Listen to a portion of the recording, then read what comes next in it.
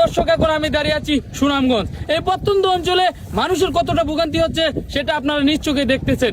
তাও দেখতে হলে আমার চ্যানেলটি ফলো দিয়ে সাথে থাকুন। দেখুন, বর্তমানে এই ধানটি কেটেছে প্রায় 8 থেকে 10 দিন আগে, তারপরও বাড়িতে নিতে পারছে না।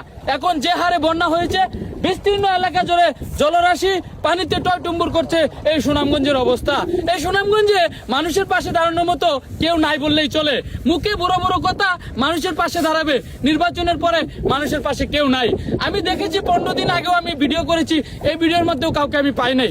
তো আজকে আমি এই সুনামগঞ্জের কিছু কৃষকের সাথে কথা বলবো, দেখাবো তাদের এই করুণ কাহিনী এবং করুণ দৃশ্য।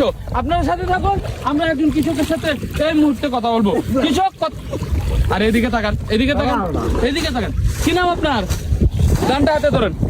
কি নাম আপনার? সাকিব। এখন বর্তমান অবস্থা কত? অবস্থা খুবই খারাপ। হ্যাঁ, আমাদের অবস্থা খুবই খারাপ। এখন পর্যন্ত কোন এমপি, মন্ত্রী বা চেয়ারম্যান আপনাদের সাথে এসেছে? না, আসে নাই, কোনো আশ্বাস দেয় নাই।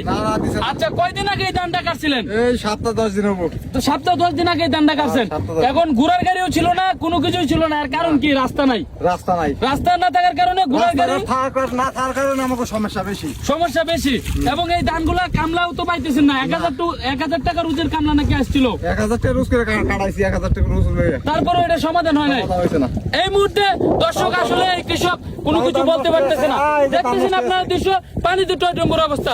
সুনামগঞ্জ থেকে সর্বশেষ সংবাদে আমি ইমরান খান। সবাই সাথে থাকবেন, চ্যানেলটি ফলো দিয়ে। সবাইকে ধন্যবাদ। আবারও দেখা হবে নতুন কোনো ভিডিওতে। যার চলে যায় সেই বোঝে হয় বিচ্ছেদে কি যন্ত্রণা।